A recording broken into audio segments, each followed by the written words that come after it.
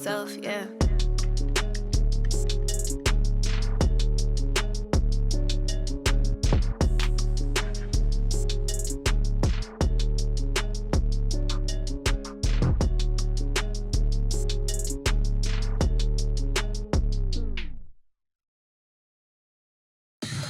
Tell me what you want, what you need. Tell me what you wanna give. How much blood would you bleed? I'ma tell you I'm a misconceiver. I'm a believer.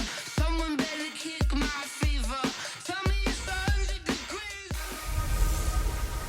Get out of my way. It's the coach, and this is the NFL on EA Sports. Coming up, bruising runner Leonard Fournette, fresh off 100 yards a week ago, as it'll be the Jacksonville Jaguars taking on the San Francisco 49ers. I'll join you again at halftime to look at some of these stats and scores from earlier this afternoon. But for now, it's Sunday Night Football.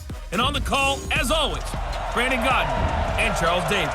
It was a common sight in the 80s and 90s, not quite as frequent since, but it's back. Playoff football in the Bay Area here at Levi's Stadium in Santa Clara. The scene a few moments ago, here it is. It's unlike any other in sport as both teams made their way out of the tunnel. These folks are fired up as their guys are ready to do battle between the Jacksonville Jaguars and the San Francisco 49ers. Hi again, everyone. Brandon Gaudin alongside Charles Davis. And Charles, you take a look at these 49ers as they interplay here. They come in feeling good after back-to-back victories. Meanwhile, for the visiting Jaguars, they can't be any better as we hit the halfway mark. A perfect 7-0 on the year. And when we looked at this team in August and we looked at the schedule, we thought they had the potential to get off to a hot start, but I don't think either of us expected 7-0.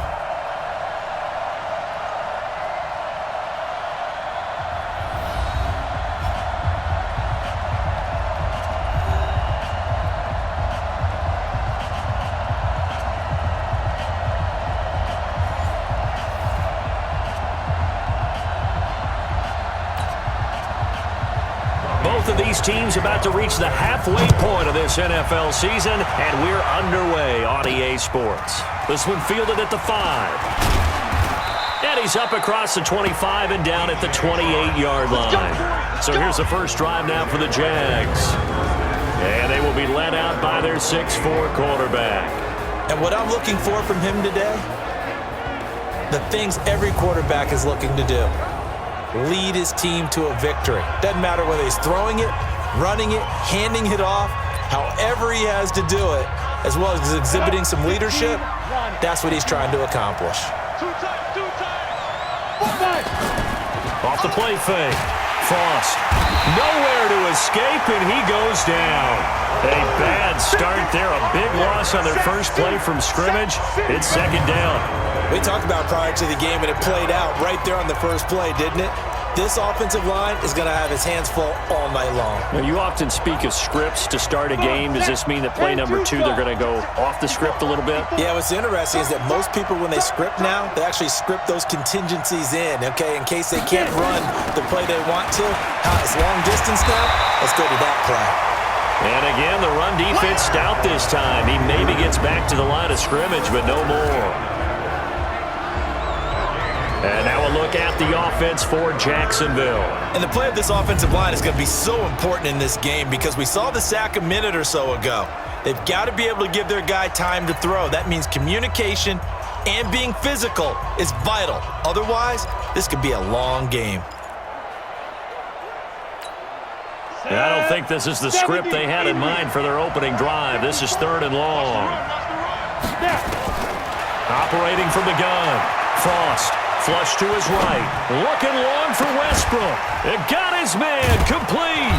And all the way down to the 37. Come on, baby. A big third down play there for the Jags. 45 yards.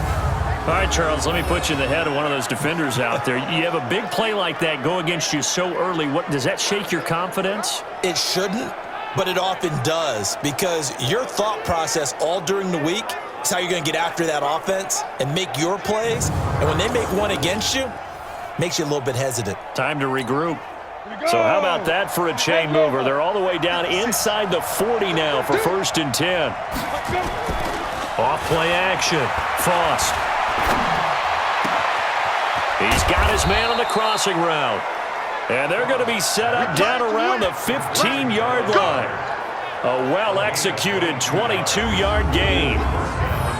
Well, they're piecing together a nice drive to start this one. Seems pretty scripted and pretty successful so far. And I think they did it without our help. Because you remember when we sat in the production meeting with them to talk about this, and hey, you know, how are you guys going to come out of the gate? I know I offered my help with a few plays, and they didn't seem to want it. I didn't offer mine. You know, you were the smart one. Whatever they're doing, though, it's working really well. And they get to him quickly here as he's stopped right around the 13. 2 yards on the carry there. It'll be second down. A look now at the defensive starting lineup for the 49ers. They've been very good this year against the pass, currently holding on to a top 10 ranking at number 10. And when you're getting ready to face the number 1 overall offense in the NFL, it does not matter where you rank defensively because you got your hands full. You don't know what you're going to face, but you know that that's a strong unit that you're getting ready for. Looking to throw on second down. Frost. And this one incomplete. Too much contact to hold on to that one, and it's third down. Defensively here, you're facing a top 5 team in terms of points scored in the NFL, so when they're that high-powered, you've got to find a way to hold them under 20, because to me, that's the magic number. 20 points scored gives yourself you give yourself your best chance to win. So if they're up around 24, 28, 30, they could be in some trouble. And I think so, because then you turn it into a shootout, and that means your offense has to keep pace. And it's caught. And they corral him just a couple yards shy of the end zone. They're able to convert on third down, and that sets up a first and goal. Well, he did everything but get him in the end zone there, but now they're set up golden opportunity, strong opening drive, and they're knocking on the door. And the way that they did it, now look where they are on the field, all right? This is naturally set up for a running play, isn't it? But with his ability to throw the football, his accuracy on this drive, you might want to think about a pass play in this situation. Interesting. Time to find out.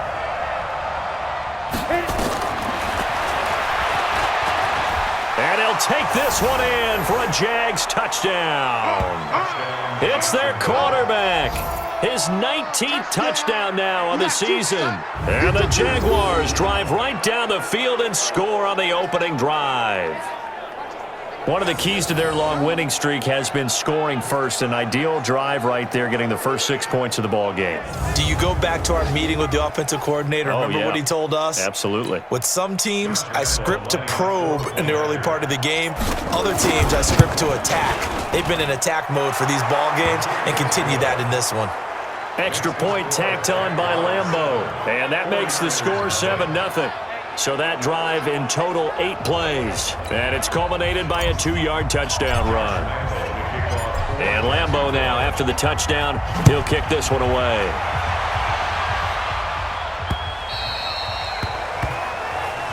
And they will not get a chance to return this one as it's through the end zone for a touchback. So here's the first drive now for the 49ers. They'll be led out by their quarterback standing at 6'2" from Eastern Illinois. It's Jimmy Garoppolo. And it felt like in watching the game tape, he got everyone involved last week. He was a manager. He really was. That's a great way to put it because they ran the ball some, they threw it accurately. 1 touchdown pass, so he didn't, break the bank doing that, but he didn't throw any interceptions. That's the bottom line. That's why a defense loves a quarterback like that. Doesn't put them in bad situations. Now left side on the swing pass, and he'll be upended at the 28-yard line. Just a 3-yard gain there. And a quick look now at the offense for the 49ers. And everyone always tells me the fullback is leaving the game, and then I say, hold on a second. What about Kyle Juszczyk? 2-time Pro Bowler, maybe the best all-around fullback in the game for his ability to block, catch, and occasionally run the football inside. Here's 2nd and 7 now from the 28. Now the Georgia Southern man. This is Jerick McKinnon. And he powers his way up past the 30. 4 yards on the pickup there as it'll leave him with a third and about 4 more for a first.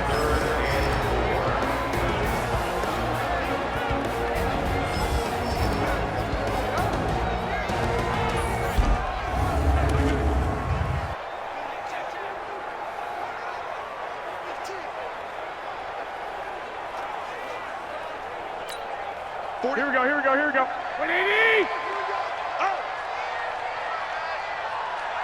And hot! A shotgun snap for Garoppolo. Got his target, Samuel. And they'll get it up just short of the 45 at the 44. 13 yards there and a Niner first. Now, Charles, what's the mindset here offensively? You gave up the touchdown pretty quickly. Would it have changed if you had gotten a stop and it would be 0-0 right now, or no?